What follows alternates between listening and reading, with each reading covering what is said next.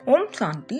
आज 17 नवंबर 1969 की अव्यक्त बाप दादा के महावाक्यों में से सुनते हैं मुरली मंथन। मुरली का सार है फर्श से अर्थ तक जाने की युक्तियां। बाबा ने कहा, देह में रहते हुए भी विदेही रहने का अभ्यास करना है, ऐसी स्थिति होनी चाहिए। बाबा ने कहा, जो लक्ष्य रखा जाता है उसको पूर्ण करने के लिए प्रैक्टिस और अटेंशन चाहिए। बाप दादा हर एक को नई बातें के लिए बुलाते हैं। बाबा ने कहा, अधर कुमारों को बाप दादा ने विशेष इसलिए बुलाया है कि पहले तो अपना जो गृहस्थ व्यवहार बनाया है उसमें जो उल्टी सीढ़ी चढ़ी है उस उल्टी सीढ़ी से नीचे उतारने के लिए बुलाया है।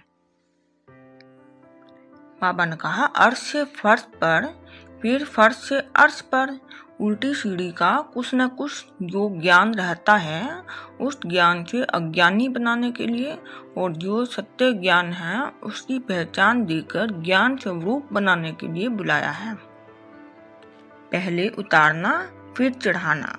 फिर बाबा ने कहा, अभी तक जो पुरुषार्थ किया है उसमें समझते हो कि पूरी ही सीढ़ी उतरे हैं कि कुछ अभी तक उतर रहे हो। तो समझा, 63 जन्मों में जो कुछ उल्टी सीढ़ी चढ़े हो वह पूरी ही उतरनी है, फिर चढ़ना भी है। बाबा ने कहा, आपको पता है लास्ट सीढ़ी कौन सी है? इस देह के भान को छोड़ देना है। जैसे कोई शरीर के वस्त्र उतारते हो तो कितना सहज उतारते हो, वैसे ही यह शरीर रूपी वस्त्र भी सहज उतार सको और सहज ही समय पर धारण कर सको। इस अभ्यास को अच्छी रीति से सीखना है। फिर बाबा ने कहा, यही देखना है कि यह देह रूपी वस्त्र किस संस्कार से लटका हुआ है। जब सभी संस्कारों से न्यारा हो जाएंगे तो फिर अवस्था भी न्यारी हो जाएगी। बाबा ने कहा, बाप दादा तुम्हें कई बार समझाते हैं कि सभी बातों में इजी रहो। जब खुद सभी में इजी रहेंगे तो सभी कार्य भी इजी होंगे। बाबा ने कहा, बाप के लिए सारी दुनिया में लायक बच्चे ही श्रेष्ठ सौगात हैं। तो लिफ्ट में चढ़ने के लिए बाप की गिफ्ट बनना और फिर जो कुछ है वह भी गिफ्ट में देना पड़ेगा।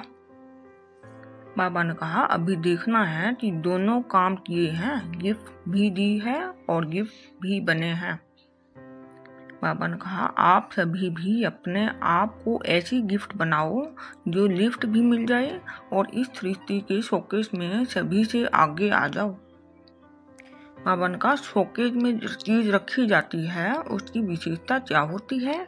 अट्रैक्टिव। एक तो अपने को अट्रैक्टिव बनाना पड़ेगा और दूसरा एक्टिव। ये दोनों विशेषताएं खास अधर कुमारों ने अपने में भरनी है। बाबा ने कहा, अट्रैक्टिव और एक्टिव अगर यह साप लगाकर जाएंगी तो आपकी एक्टिविटी भी बदली होगी। जितना जितना यह सांप वे थप्पा लगाकर जाएंगे उतनी एक्टिविटी भी पक्की और बदली हुई देखने में आएगी। बाबा ने कहा, जो असली रूप है, असली कर्तव्य हैं, वह वहां से लेकर जाना। कौन सा रूप को क्या बदलना है? अभी रंग बदलते रहते हैं, फिर एक ही रंग पक्का चढ़ जाएगा जिसके ऊपर और कोई रंग चढ़ नहीं सकता।